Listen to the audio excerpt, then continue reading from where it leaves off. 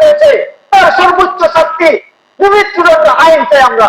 তাকে মৃত্যুদণ্ড দিয়ে এভাবে জনসম্মুখে তাকে ফাঁসিতে ঝুলিয়ে দুনিয়ার সমস্ত কাফেরদেরকে বুঝিয়ে দিতে হবে কোরআন দ্বারা অবমাননা করবে, ইসলামের বিরুদ্ধে যারা কথা বলবে তাদের শাস্তি এমনই হবে। এটা আমাদের প্রাণের দাবি, এটা মুসলমানের অন্তরের দাবি। আজ মুসলমান দাবি করতে পারে না, আজ মুসলমান হিম্মত দিয়ে সামনে আগাইতে পারে না, এই জন্য মুসলমানের আজকে এই পরিণতি। এই জন্য মুসলমান প্রস্তুত হতে হবে, মুসলমান ঈমান মজবুত করতে হবে। কোন নাস্তিকের বাচ্চাকে এই দেশের মধ্যে থাকতে দেওয়া যাবে না। যে নাস্তিক আমার আল্লাহর বিরুদ্ধে কথা বলবে, কোরআনের বিরুদ্ধে কথা বলবে, আমরা মুসলমান প্রশাসনকে বলবো, প্রশাসন যদি সেই বিচার না করে আমরা মুসলমান আমাদের আইন হাতে তুলে নেওয়ার জন্য বাধ্য হব। আমরা বলতে চাই সেই নাস্তিকের বাচ্চাকে জনসম্মুখে ফাঁসির কাষ্ঠে ঝুলিয়ে তার উপযুক্ত বিচার করতে হবে। এই জন্য মেরে মুহতারাম আমাদেরকে প্রস্তুত হতে হবে। ইসলাম আমরাই রক্ষা করতে হবে। কোন নাস্তিকের বাচ্চা আমার ইসলাম রক্ষা করবে না। নাস্তিক আমার ইসলামকে ধ্বংস করবে, মুরতাদ আমার ইসলামকে ধ্বংস করার চক্রান্ত করবে। আমি মুসলমান যদি তাদের সাথে তাল মিলিয়ে চলি তাহলে আমার মুসলমানিত্ব কিসের? আমি কিসের মুসলমান দাবি করি?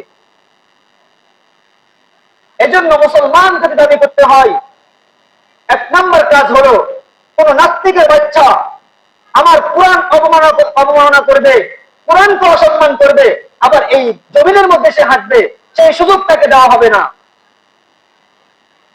যে পাও দিয়ে আমার কোরআনকে অবমাননা করেছে সেই পাও আর জমিনে থাকতে পারে না। যে জবানে আমার কোরআনের অবমাননা করবে সেই জবান আর জমিনে থাকতে পারে না।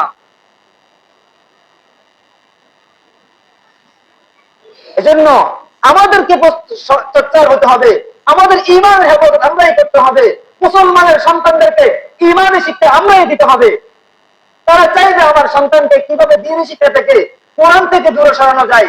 কোরআন থেকে দূরে সরালে, কোরআন থেকে যখন দূরে রাখতে পারে তখন ওই সন্তান ইসলাম মানবে না, তারা যেভাবে মন চায় সেভাবে চালাইতে পারবে।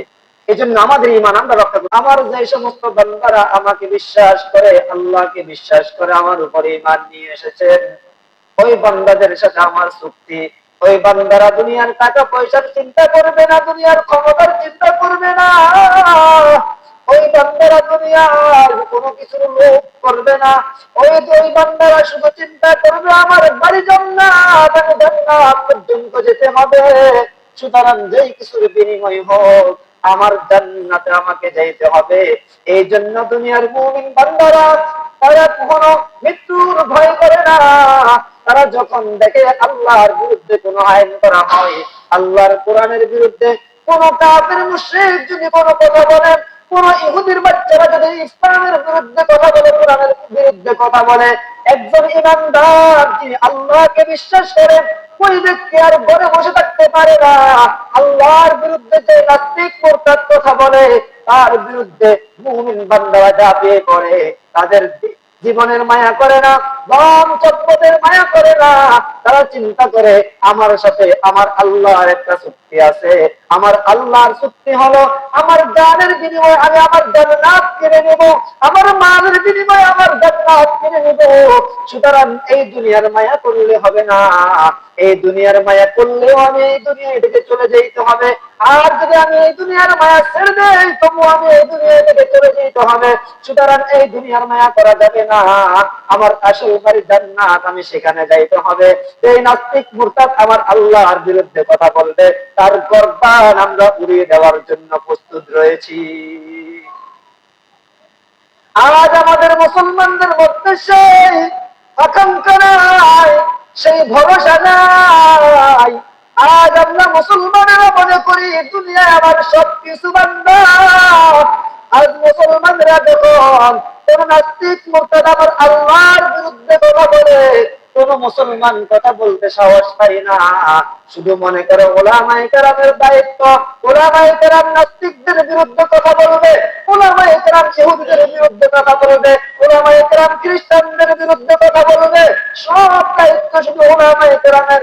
আমি মুসলমান, আমার কোনো দায়িত্ব নাই। না বান্দা না, কাল কিয়ামতের ময়দানে তোমাকে জিজ্ঞাসা করা হবে বান্দা, বলো তোমাকে দুনিয়াতে পাঠিয়েছি, তোমার জিন্দেগি তুমি কিভাবে কাটিয়েছ? তুমি যে বলবে আমি মসজিদে বসে বসে নামাজ পড়েছি, আল্লাহ বলবে যখন কোন নাস্তিকের বাচ্চা আমার কোরআনের অবমাননা করেছে, বলো তার বিরুদ্ধে তুমি কোনো কথা বলছো কিনা?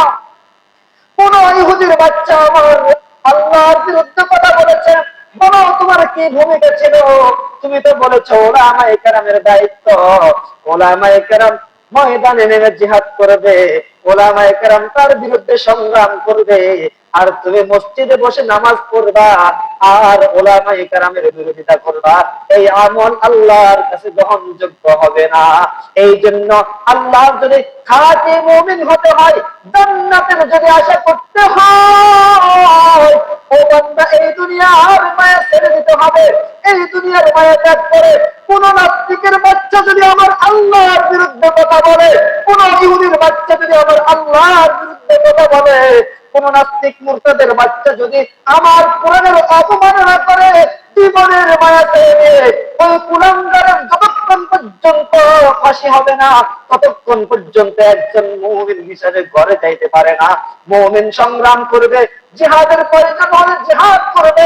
সাহাবায়ে কেরামের দেওয়ানাই, সাহাবায়ে কেরাম নমনীয় ছিলেন, অত্যন্ত ভদ্র মানুষ ছিলেন, এমন নমনীয় মানুষ পৃথিবীর জমিনে আর হবে না। কিন্তু কোনদিন যদি আল্লাহর বিরুদ্ধে কোন মুশরিক কথা বলেছে, কোন কাফের মুশরিকরা আমার আল্লাহর বিরুদ্ধে কথা বলেছে, তখন তরবারি নিয়ে ওই কাফেরদের গর্দান উড়িয়ে দিতে দেরি করে না।